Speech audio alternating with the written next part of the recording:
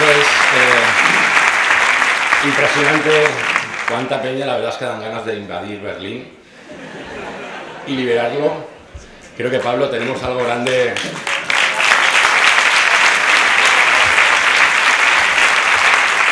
Tenemos algo grande entre las manos y no es la cabeza de Carromero, ni lamentablemente su sueldo. Maldita sea. Bueno, la verdad es que yo voy a ser muy breve, voy a intentar ser muy breve, porque a mí el rollo este de los políticos y el politiqueo no me va mucho. Pero ¿por qué ocurre esto, no? ¿Por qué cuando hablamos de la política o del politiqueo, enseguida pensamos que se trata de algo negativo? ¿Por qué en nuestro subconsciente, cuando hablamos de política o politiqueo, nuestro subconsciente, ese lugar lleno de penes, de culos y de tetas, está grabada la idea, ¿no?, de que está grabada a fuego, de que la política es algo chungo, de que todos los políticos son iguales, de que todo el mundo se mete para forrarse, para hacer negocio? ¿Por qué cuando pensamos en un político, no, pues nos viene a la cabeza la imagen de un tipo gris, feo, bajito, encorbatado, con el pelo corto generalmente, el que tiene pelo, claro? Pongamos un supuesto, ¿no?, un ejemplo práctico. ¿Con qué político os gustaría ir de cañas? ¿Qué haces este sábado, tío? Bueno, voy con Fátima Báñez de cañas, que me va a explicar lo de la Virgen del Rocío. Hostia, qué planazo, tío. Pero en cambio, ¿cómo molaría, no? ¿Cómo molaría irse de cañas? Pues con Diego Cañamero. ¿Cómo molaría irse de cañas con Julio Anguita? ¿Cómo molaría irse de cañas con Ada Colau? Con Monedero. Yo la verdad es que con Monedero estaba una noche para ir de fiesta y es un buen plan. Vamos a ir un poco más allá con este razonamiento. ¿Por qué Pablo Iglesias, mientras iba a la tele a meter caña a Maluenda, era como, joder, por fin sale un tío ahí en las tertulias que siempre estaban monopolizadas, ¿no?, por ese pensamiento único, por ese pensamiento dominante? Por fin llega un tío ahí que se lo explica a estos mercenarios de la información, por fin hay un tío ahí que da voz a los de abajo, a los que no tienen voz, y todo es genial y maravilloso hasta que decide dar ese paso adelante, soltar esta iniciativa y decide meterse en política. Entonces se disparan las alarmas, ¿no? De repente es como, sí, pero no, ¿no? O sea, este ya, aprovechando el filón mediático, pues quiere ver si se mete ahí a forrarse, o por lo menos a sacar una poltrona. Joder, hasta yo lo he pensado y es mi colega, ¿sabes?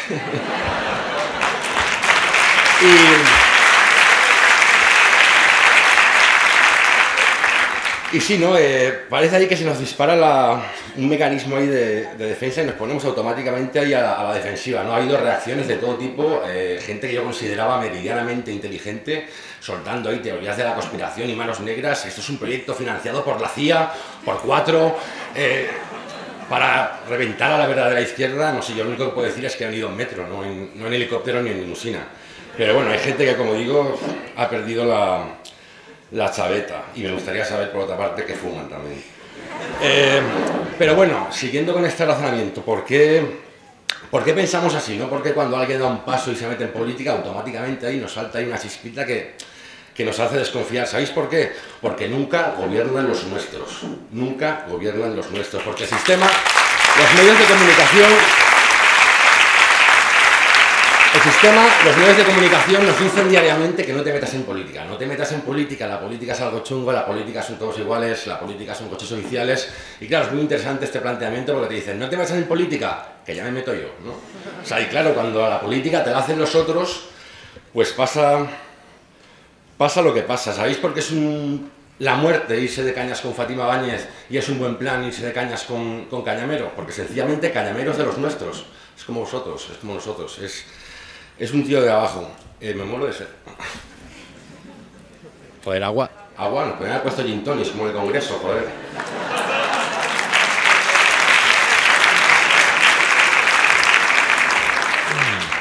Otro ejemplo, ¿no?, con esta línea de razonamiento en torno a la política y los políticos. Cuando Evo Morales llegó a la presidencia de Bolivia, pues los medios de comunicación, especialmente los occidentales, pues se burlaban de él, se mofaban, se rían de él, porque iba siempre con jerseys parecidos a estos, ¿no?, jerseys de lana de colores y ropajes típicos de las poblaciones indígenas bolivianas. Y decía, míralo, se va a las cumbres internacionales vestido como un indio. Pero es que ¿sabéis qué pasa? Que Evo Morales es un indio. Y es lo que ellos no pueden soportar. Y bueno, y claro, luego pasa y te encuentras lo que te encuentras. Leo titular del Diario Público. Evo Morales expropia 4 filiales de Iberdrola para garantizar la luz a precio equitativo.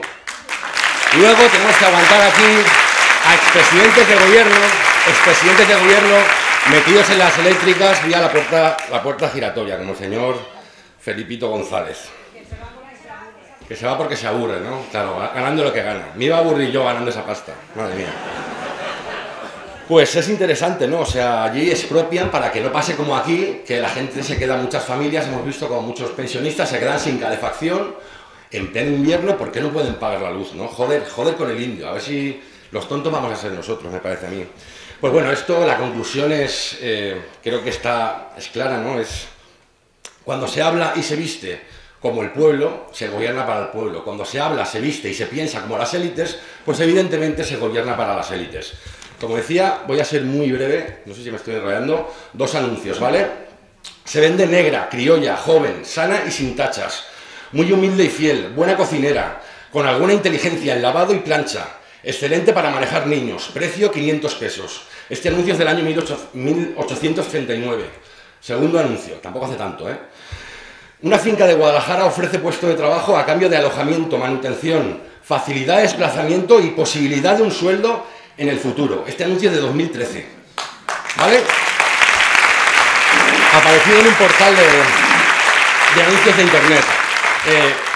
Hay que asumir que esto está pasando, es decir, la esclavitud, trabajar a cambio de techo y comida, está pasando. Y la respuesta que va a ser, es que es lo que hay, es lo que nos dicen desde arriba, ¿no? Es que es lo que hay, es que si no lo coges tú, lo va a coger otro, pues no. Y para eso estamos aquí, para cambiar esa mentalidad. Lo fuerte no es eso, lo fuerte no son ese tipo de ofertas. Es que me encuentro, navegando por internet, lo siguiente. Me ofrezco en la ayuda de quehaceres domésticos, a cambio de alojamiento y comida, con la opción de poder tener tiempo libre para estudios. Este pueblo no sabe que para salir de la esclavitud tiene que tener estudios. Extraído de miranuncios.com. Y es que es alucinante porque entré el otro día y hay un montón de ofertas en la misma línea de gente que se ofrece a trabajar a cambio de techo y comida. Esto es increíble y está pasando en la Europa de la Unión Europea y del Occidente, ¿no? Civilizado y ilustrado. Y para terminar, como he dicho, iba a ser bastante breve. Yo sé que ahora saldrá Pablo y os emocionará porque la verdad es que habla de puta madre. Pero si vosotros y vosotras no os organizáis, esto no va a ningún lado. O sea, aquí la historia no es que ahora salga Pablo, os pegue el gran discurso y volváis a casa diciendo, hostia, qué bien habla, que de puta madre, si se presenta a las elecciones lo voto. No, ese es el gran error. Eso es entender la política como nos han querido ver siempre la política los de arriba, ¿no? O sea, aquí esto es para que participemos entre todos y todas. Yo aquí no vengo a pedir el voto ni para Pablo, ni mucho menos para mí, no me presento en ninguna historia, yo no soy loquillo con Ciudadanos, ni nada parecido. Y bueno, y realmente sé lo mismo que vosotros y vosotras. Yo he venido aquí, no sé quién está detrás del Círculo Podemos, los voy a conocer esta tarde. Y de eso se trata, ¿no? De que no os vayáis a casa y bueno, cuando lleguen a elecciones votaremos. Se trata de que participéis y se trata de que sois protagonistas, ¿vale? Muchas gracias y a por ellos.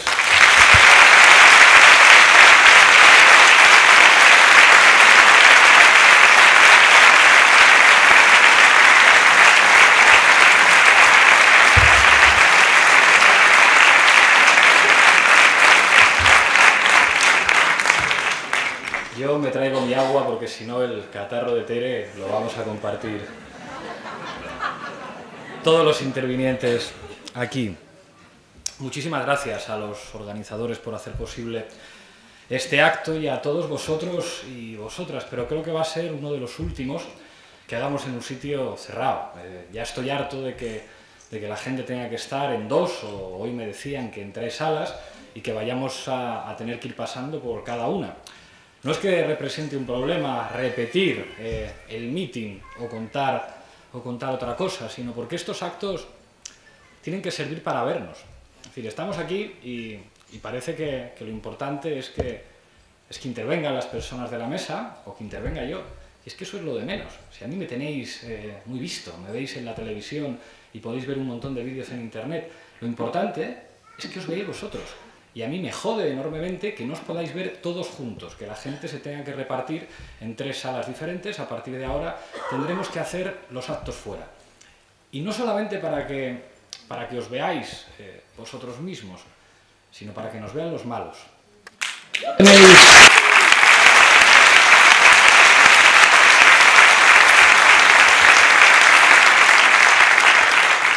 Esa sensación, ¿no? A veces cuando hay unas elecciones en las que siempre hay un guión, siempre van a ganar los mismos, o las gana el PSOE o las gana el PP. Siempre es igual. Y en las campañas electorales vemos los mítines y da como esa rabia, ¿no? De, joder, juntan gente, ¿eh? Y son los que más gente juntan. Y yo digo, ¿por qué tiene que seguir siendo así?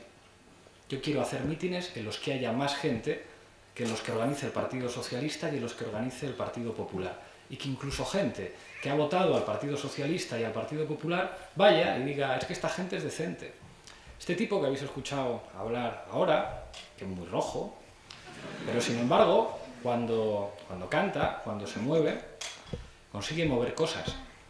A mí se me han acercado policías, militares y guardias civiles y me han dicho, estoy de acuerdo con lo que dices, pero al fin y al cabo yo hablo de política, no hablo de penes, de coños y de esas cosas que forman parte del inconsciente freudiano que todos tenemos dentro y que forma parte del rap. Y a Nega eso le ha ocurrido, que se le acerque un tipo después de un concierto y diga, mira, fíjate que nos dais caña en vuestras letras, pero me encantan. Y eso es porque hay autenticidad en sus palabras. Y cuando hay autenticidad, lo importante no es solamente lo que estás diciendo, sino cómo lo dices. A mí me cuentan que en los debates muchas veces dices, es que no solamente has ganado porque argumentes mejor o porque tengas razón, es que es otra manera de estar. Y estamos acostumbrados a que esto de la política sea el terreno de la gentuza o el terreno de los mediocres o el terreno de los cobardes. Y de la misma manera que digo que los mítines, que los actos tienen que ser una manera de vernos todos juntos y ver la fuerza que tenemos, eso es como en la primavera valenciana, ¿no? Es decir, la gente está muy cabreada, pero a veces hay que salir a la calle para contarte, para decir, hostias, o sea, estoy viendo a mi vecino con el que me encuentro cuando voy a comprar el pan, pero estamos aquí y somos muchos. Y cuando ellos ven que somos muchos, hostias, entonces reculan. Y entonces dicen que no se puede, pero resulta que sí se puede, ¿no? En Gamonal se supone que el ayuntamiento era el cortijo particular de un constructor, hasta que los vecinos dicen, vamos a enseñar los dientes y nos van a criminalizar y nos van a decir de todo, pero aquí vamos a estar. Y cuando se acumula la fuerza y el poder político suficiente, entonces sí se puede. Y el alcalde dice, pues ¿qué le vamos a hacer? Hay que dejar de construir el parking. La democracia es eso. La democracia no es dejar un papelito en una urna cada 4 o cada 5 años. La democracia es aplicar el poder cotidianamente. Lo decían los griegos, de Demos y Kratos, el poder del pueblo es un movimiento de expropiación. Si el poder lo tiene una minoría, pues hay que quitárselo y repartirlo entre la gente. Y eso no se hace delegando en nadie. Yo sería un farsante si viniera aquí. No os preocupéis, gente. Votadme que os voy a solucionar los problemas. Tiene que ver con vosotros. Lo importante del mitin sois vosotros. Si Podemos no se convierte en un instrumento de empoderamiento de la gente, estaremos perdiendo el tiempo. Los mítines también tienen un problema. A mí a veces me incomodan. Se pueden utilizar algunas fórmulas para emocionar. Puedo empezar a elevar el tono subiendo, y entonces les vamos a decir, y ellos dicen, pero nosotros contestamos, y cuando ellos levanten la voz, nosotros les diremos. Y entonces parece que se crea una especie de emoción entre el público y todo tiene que terminar necesariamente en un aplauso. Y eso tiene mucho de farsa a veces. A mí me gusta emocionar, pero me gusta reflexionar también. Hay gente que me dice, ¿por qué no le das una hostia al Marwenda de las narices?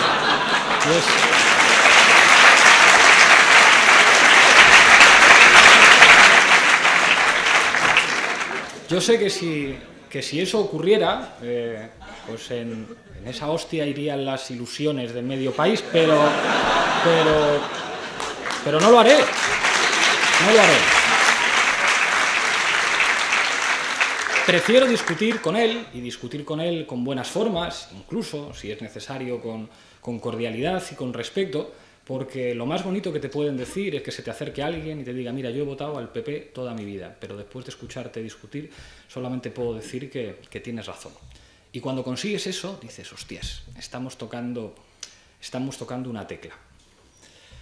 Lo de los mítines, lo de la cuestión de emocionar, esto tiene mucho que ver con el teatro. Hay técnicas teatrales que sirven para emocionar. Aristóteles, veo caras diciendo, joder, si empieza con Aristóteles, esto no va a acabar en la vida. Aristóteles en la Poética hablaba de la catarsis.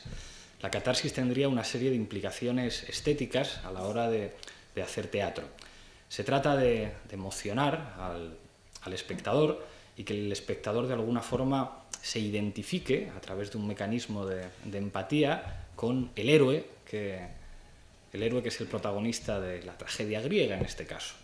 De ese planteamiento de Aristóteles en la Poética deriva una de las técnicas de más éxito en la formación de actores, el método Stanislavski, que desarrollan mucho los norteamericanos en el Actor Studio, y que una de las técnicas que les dicen a los actores para que se formen es que se lo crean. Es decir, incluso un mal actor creyéndose lo que está contando puede resultar creíble, puede emocionar. Y el método ha hecho muchísimo daño, porque si un actor tiene que mostrar tristeza, pues parece que tiene que pensar en su madre muriendo después de un horrible tratamiento de cáncer, entonces te metes tanto en eso que, coño, a la fuerza expresas tristeza y desesperación en el escenario, pero funciona muy bien. El problema es que el efecto de eso, el efecto ese de catarsis, de cuando como vas a una película, ¿no? y lloras en el cine y sales ahí, ¡ay, qué bien me he quedado! Después de llorar y como que te asienta muy bien. Y en los mítines puede ocurrir eso. O sea, yo podría buscar unas técnicas argumentativas para emocionados, podría levantar la voz y que salierais como muy satisfechos de ¡ay, qué bien me he quedado! después de escuchar a Pablo Iglesias, pero hay que poder pensar, Bertolt Brecht, que se dedicaba también al teatro, creó una técnica estética diferente, lo llamaba el gestus, y decía, el teatro tiene que servir para hablar de política y el actor tiene que tener formación política. ¿Y qué quiere decir tener formación política? Interpretar. Y a veces en las obras de teatro de Brecht, los actores no tienen nombres propios, tienen el nombre de una función social o tienen un numerito.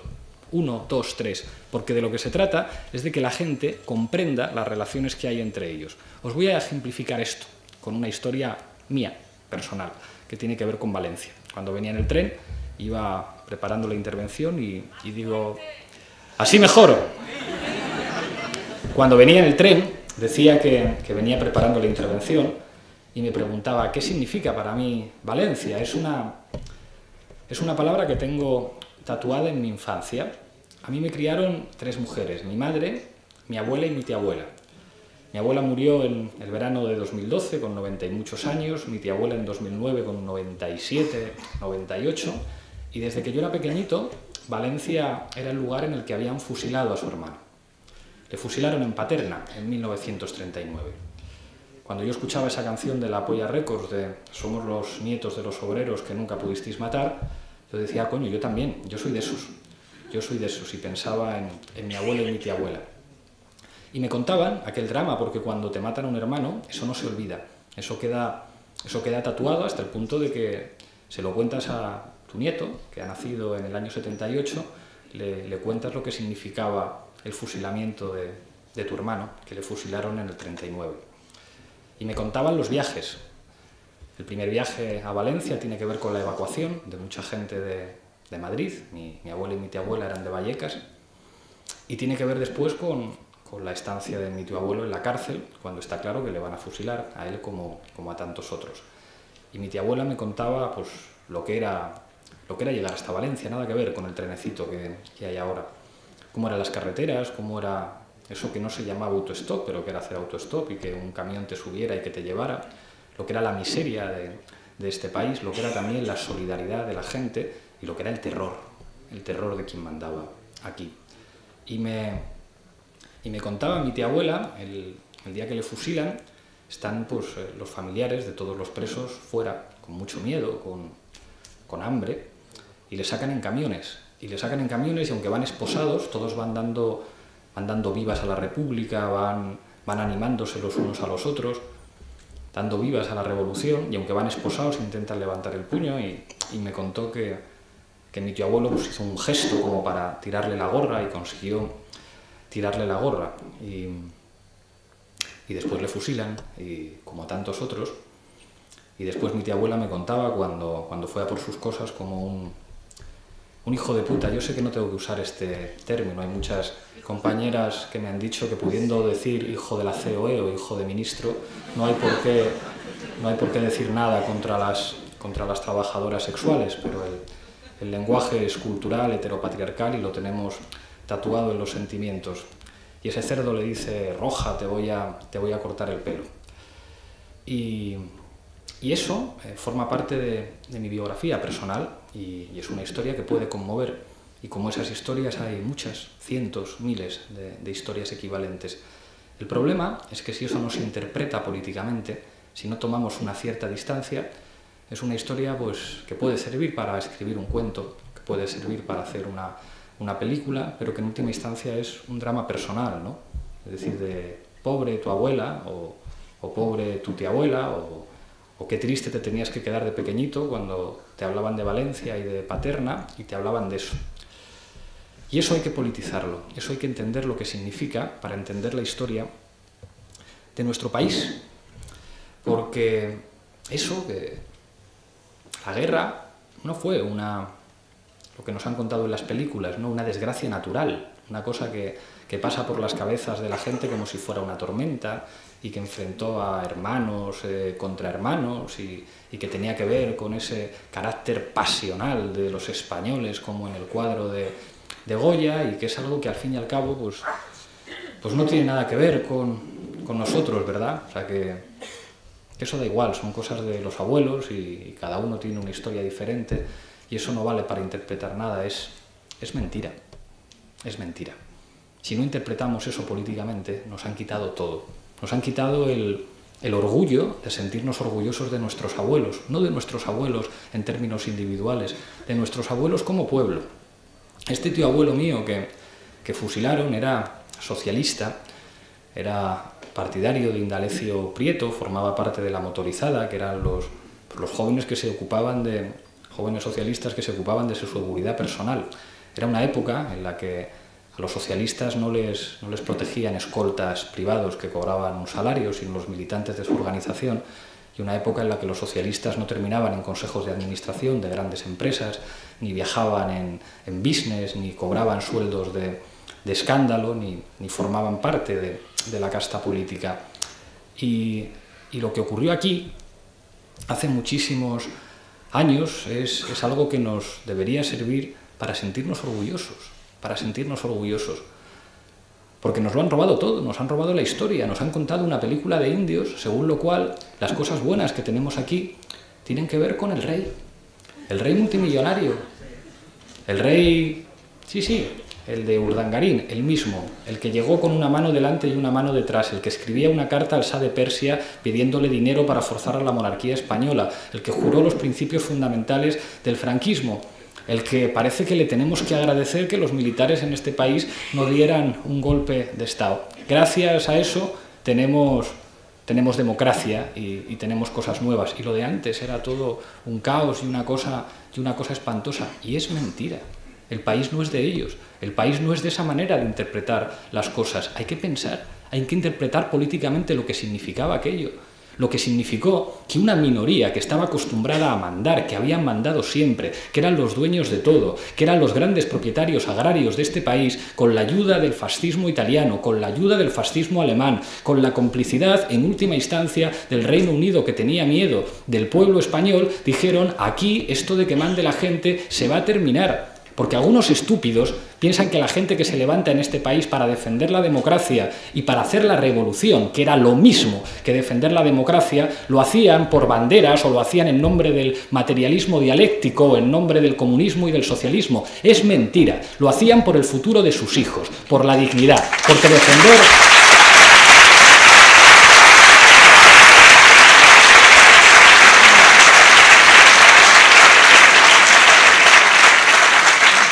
Porque lo que hoy entiende todo el mundo como normal, que las mujeres y que los hombres tengan derechos, que no puede estar toda la propiedad en las mismas manos, que independientemente de donde uno haya nacido, tiene derecho a ir a una escuela pública, que tiene derecho a que le curen en un hospital, que tiene derecho a que sus hijos puedan ir a la universidad sin tasas que no pueden pagar, que todo el mundo tiene derecho a unas condiciones de trabajo dignas, que todo el mundo tiene derecho en última instancia a que se aplique eso que es la Declaración Universal de Derechos Humanos, que es una cosa muy sencillita, muy sencillita. Pues eso es lo que dividía este país en dos bandos. Una minoría que estaba acostumbrada a mandar y una mayoría de la gente que estaba defendiendo el sentido común, que estaba defendiendo su dignidad, que estaba defendiendo el futuro de sus hijos. No es más que eso. Y cuando te roban eso, te roban la dignidad.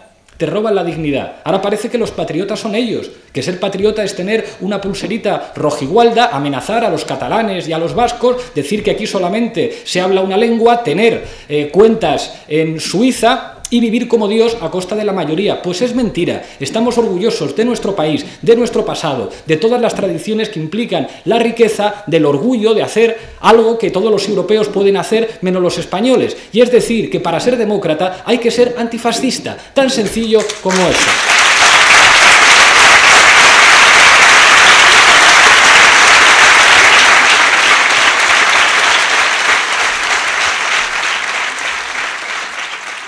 ¿Qué narices tendrá que ver este rollo con Podemos? Este rollo de entender la historia y empezar con una anécdota personal y tratar de explicarla políticamente. Pues entender quiénes son y de dónde vienen. ¿Quién es esa casta? ¿De dónde han salido? Aquí les conocéis muy bien. Si son los mismos apellidos, ¿de dónde vienen? ¿Quiénes son sus padres? ¿Quiénes son sus abuelos? Han mandado siempre, siempre. Cuando tenían que ser franquistas y hacer el saludo romano, eran franquistas y hacían el saludo romano. Y cuando tenían que decir que el Partido Popular de Valencia es el partido con más apoyo de todas las democracias occidentales, seguían siendo exactamente los mismos. La gentuza del poder, mediocres, babosos, cobardes, acostumbrados a mandar.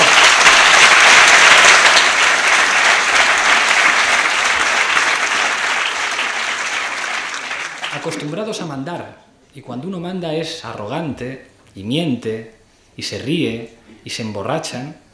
Si son los mismos rostros de siempre, siempre han tenido el poder, esa casta. Tienen mucho dinero. ¿Pero por qué tienen mucho dinero? Porque son listos, porque son buenos emprendedores, son buenos empresarios, ¿no? Es decir, tienen capacidad para inventar cosas que producen valor, que producen riqueza y desarrollo. Es mentira, son ladrones. Son ladrones, como todos los ricos de este país. ¿Cómo se hicieron las grandes fortunas en este país? Robando y estando cerca del poder. Lo contaba Berlanga con amarga tristeza en La Escopeta Nacional. Son grupos de mafiosos cercanos al poder político que al final convierten al poder político en sus gestores. Es la manera en la que tienen de hacer dinero. No saben hacerlo de otra forma. Coger lo que es de todos, lo que es público, forrarse a costa de lo público y después privatizarlo regalándolo a sus amigos. Así hacen dinero. ¿Cómo es la historia del poder en la Comunidad Valenciana? Si no es más que eso. Si Zaplana se lo contó a todo el mundo, yo estoy en política para forrarme. Pero el problema de Zaplana es el mismo.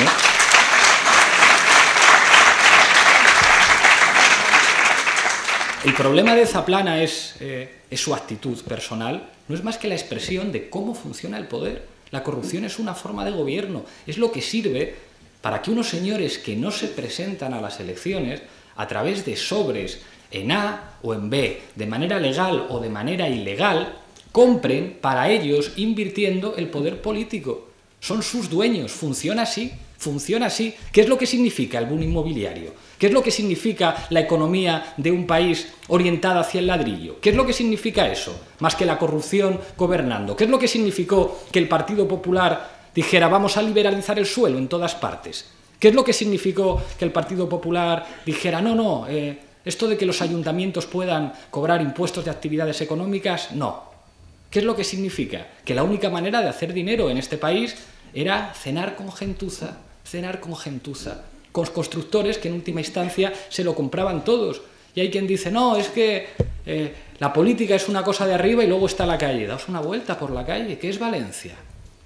grandes infraestructuras, ¿qué son los edificios de Calatrava? ¿Qué es el tren de alta velocidad? ¿Qué son los aeropuertos sin aviones? Los trenes que solamente se pueden permitir los ricos al tiempo que quieren destruir el Cabañal o al tiempo que hay estudiantes que tienen que estudiar en barracones. La manifestación en el territorio de una forma de gobierno, de una manera de hacer política. Y lo decía el Mega, o hace política la gente o te lo hacen, o te lo hacen. Es un error entender que no, los políticos son esa gentuza que cobran un montón de pasta, que viajan en business y que no tienen nada que ver con nosotros. Claro, así nos va, así nos va. Mientras los políticos sean ese tipo de gentuza, estamos absolutamente perdidos. Por eso hay que ganarles en todos los terrenos y en el electoral también. ¿Qué es esta idiotez de que estas elecciones las tengan que ganar el PP o el PSOE? ¿Por qué? Si cuando vas por la calle y preguntas a todo el mundo, te dicen si son unos golfos, si son unos mangantes, bueno, vamos a salir a ganar. ¿Cuál es el problema? ¿Es tan difícil? Solamente cuestión de verlo. Y si después les ganamos, lo fundamental no habrá sido aplicarles ese correctivo, que no estaría nada mal, ver la carita que se les queda a alguno. Es decir, no, y a partir de ahora la democracia es una cuestión que se aplica cada día, en cada lugar, en cada territorio, empoderando a la gente, porque los importantes sois vosotros. ¿No me tienen miedo a mí? ¿Vosotros creéis que tienen miedo a un tipo con coleta que va a la tele a discutir? Os tienen miedo a vosotros, a vosotros.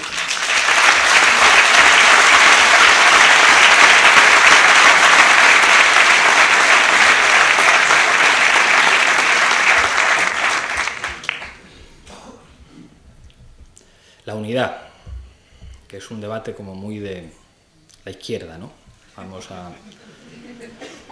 Vamos a discutir entre nosotros, que es una cosa que le encanta a la izquierda, mirarse el ombligo. Yo creo que la unidad tiene que ver con el pueblo, que es una cosa que se manifiesta en la práctica, y ese es uno de los grandes problemas de la izquierda. Vamos a discutir por un programa. Vamos a ver quién está más a la izquierda o menos a la izquierda, a ver quién es más anticapitalista. Ah, que tú en tu programa pones que hay que hacer una auditoría de la deuda. Ah, pues yo en el mío pongo que no, que nos salimos del euro sin auditoría. Ah, que tú pones que hay que nacionalizar las eléctricas. Yo digo que hay que socializar los medios de producción. Vamos a ver quién está más a la izquierda. Ah, que tú dices que te inspiras en el socialismo. Ah, yo marxismo, leninismo con guión y me pongo una camiseta que tu bandera es roja. Pues vas a ver cómo es la mía, una cosa utilísima y que se plasma muy bien en la práctica este tipo de magníficos debates. Ayer publiqué una carta de una mujer que me escribió, cambié su nombre, cambié algunos datos, era un comentario público, pero cambié ciertas cosas, no entendí que nadie tenía por qué saber cómo se llamaba. Pongamos que esta mujer se llama Luisa, tiene 37 años y me dice, mira, yo he sido militar toda mi vida y soy lesbiana y tengo un hijo con mi compañera y te voy a contar una cosa que me pasó. Encontré mucho más compañerismo en el ejército que cuando me afilié a la UGT. Yo vi al afiliado de la UGT de mi trabajo y decía textualmente, un chupapollas, que se tomaba copas con el jefe y al que teníamos que cubrir en sus horas sindicales los demás. Y yo cuando leía eso me dolía, porque yo sé que el sindicalismo es imprescindible. Y me acordaba de los sindicalistas de verdad, de Marcelino Camacho, esos sindicalistas que iban a la cárcel.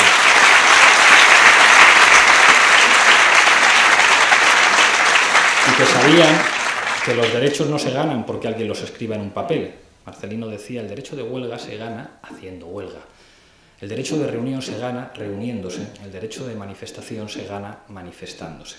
Ojalá muchos se acordaran de esas palabras y de esa práctica, porque los sindicatos son absolutamente imprescindibles, pero esta mujer, una mujer sencilla, me contaba sus experiencias y me decía, yo no sé si soy de izquierdas, pero lo que sí sé es que no soy de derechas, porque aquí hay gente que parece que viene a decirnos que a mi hijo le falta un padre y que eso de tener dos madres es antinatural y que peras con peras y que manzanas con manzanas, y me decía, yo no quiero vivir muy bien, quiero vivir modestamente, pero estoy en el paro y me desespera no poder ayudar a mi compañera.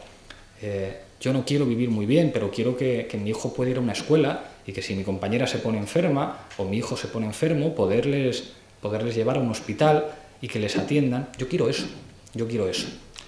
Y después de todo eso dice, cuando te he escuchado hablar en la televisión, me ha entrado algo y te quiero decir que lo que haga falta, que yo vivo en un pueblo pequeño, pero que lo que tú digas. Esa es la puta unidad que necesitamos, y que le den por el saco a las etiquetas, que le den por el saco a los programas comunes, que le den por el saco a los acuerdos de despacho.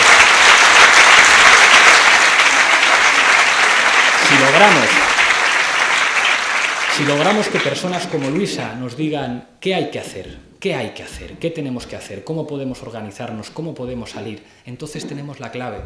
Entonces vamos a ver el miedo en los ojos de ellos, en los ojos de los que son los dueños de todo, que es de lo que se trata, porque no tienen miedo de que 8.000 siglas de la izquierda se sienten a discutir un programa o a discutir unas listas, les da exactamente igual, saben manejar eso perfectamente. Cuando algunos dicen, no, un 11% está muy bien, vamos avanzando poco a poco, siempre lo digo, maldita mentalidad de perdedores, vamos a salir a ganar, vamos a salir a jugar al partido a ganar, ¿por qué hay que tener miedo?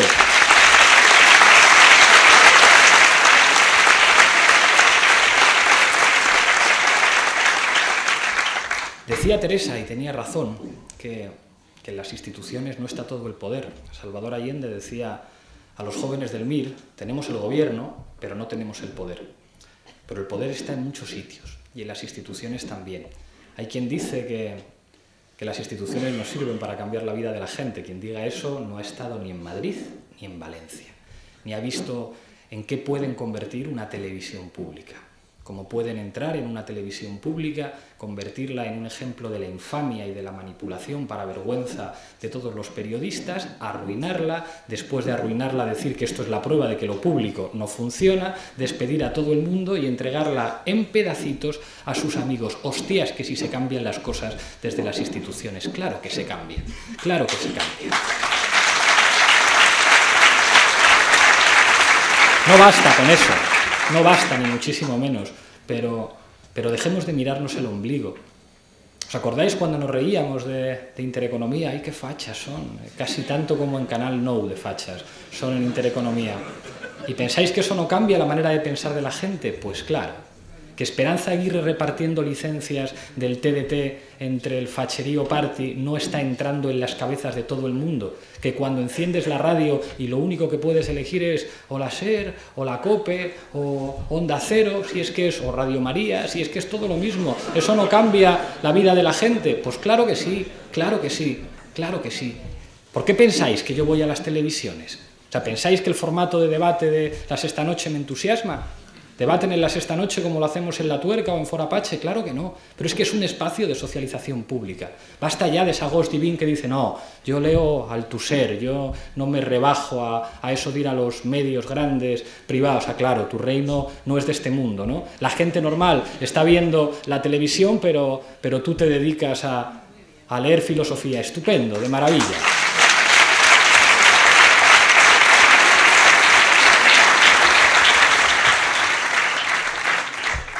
¿Y por qué me llevan? ¿Por qué me llevan a los medios? ¿Hay una conspiración? ¿Es el plan de Berlusconi? ¿El plan de Lara? Pues me llevan a los medios privados por la misma razón que no me llevan a los medios públicos. En los medios públicos fui una vez a Televisión Española a un debate y al día siguiente me pasaron los datos de audiencia. Aumentó en un 50% del día anterior al siguiente. No me volvieron a llamar nunca más. Nunca jamás. ¿Y por qué? Pues por lo que pasa con las televisiones públicas cuando están en manos del Partido Popular. ¿Y en las televisiones privadas por qué me llaman? Pues porque les doy audiencia. ¿Y por qué les doy audiencia? Pues porque lo ve la gente. Entonces, ¿el problema es Pablo Iglesias? No, es la gente. Y eso se podrá acabar. Podrá llegar un día en el que digan, no, perdemos un poco de audiencia, pero hay que cortarle la coleta y los pies al de la coleta. Pero mientras eso dure, eso es una manera de llegar a muchísima gente a la que no llegaríamos de otra manera. ¿Eso demuestra nuestra fortaleza? No, demuestra nuestra maldita debilidad. Y eso lo que demuestra es que hay que ocupar todos los espacios de poder político, porque si no los ocupan ellos, espacio que dejamos libre, espacio que ocupan ellos.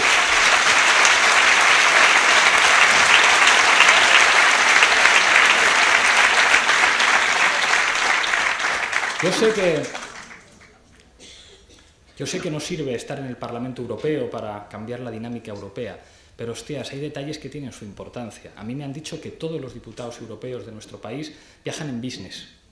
y que dicen además, no es que a veces sale más barato, pues aunque salga más barato, en la política hay una cosa que se llama el decoro, y un representante de la ciudadanía tiene decoro, y decoro implica que viaja como el resto de los ciudadanos en turista y no se te caen los anillos, porque el problema es que si estás gobernado por gente que viaja en business, es absolutamente imposible que cambie nada. Me dicen que tengo que ir acabando, termino con una cosita muy breve. ¿Por qué ahora? ¿Por qué hacemos esto ahora? Pues porque yo creo que ya toca demostrarles que les podemos cambiar el guión a los que dicen que no se puede. Ayer leí el recurso que hizo el Gobierno al Tribunal Constitucional contra el decreto antidesahucios del Gobierno de Andalucía. Los argumentos eran alucinantes. Decían que ese decreto podía afectar al sistema financiero español y uno de los argumentos era que en el memorándum que fijaba las condiciones del rescate a España se decía que toda decisión política tomada en este país que pudiera afectar al sistema financiero tenía que contar con el visto bueno, con el permiso de la Troika Europea, del Fondo Monetario Internacional, del Banco Central Europeo. ¿Dónde está la democracia? ¿Dónde está la soberanía? Es el propio gobierno español el que dice no, aquí no se pueden tomar decisiones sin pedir permiso al FMI. Esa es la manera de decir que no se puede, que esto es lo que hay. Pues yo creo que toca decirles que sí se puede, y eso tiene que ver con la voluntad política y con la manera en la que funciona el miedo. Yo sé que vosotros y vosotras tenéis miedo a que te echen del trabajo, miedo a envejecer y a que no te puedan atender en un centro público, miedo a que vuestros hijos no vayan a tener pensión y no vayan a tener futuro ni absolutamente nada, miedo a hacer huelga, miedo a vivir en la más absoluta precariedad, miedo. Y cuando hay gente que dice, no, es que en las huelgas hay muchos esquiroles y mucha gente que tiene miedo. Yo he visto en huelgas, he estado con piquetes informativos en cocheras que a las 8 de la mañana, después de estar 6 horas en los piquetes, se tenían que ir a trabajar. ¿Y alguien les puede decir que eran esquiroles? No, porque sabían que les echaban al día siguiente, porque no había poder suficiente en su empresa, poder de organización sindical para decir, el miedo lo tienes que tener tú como se te ocurra amenazarme con el despido. Y o el miedo...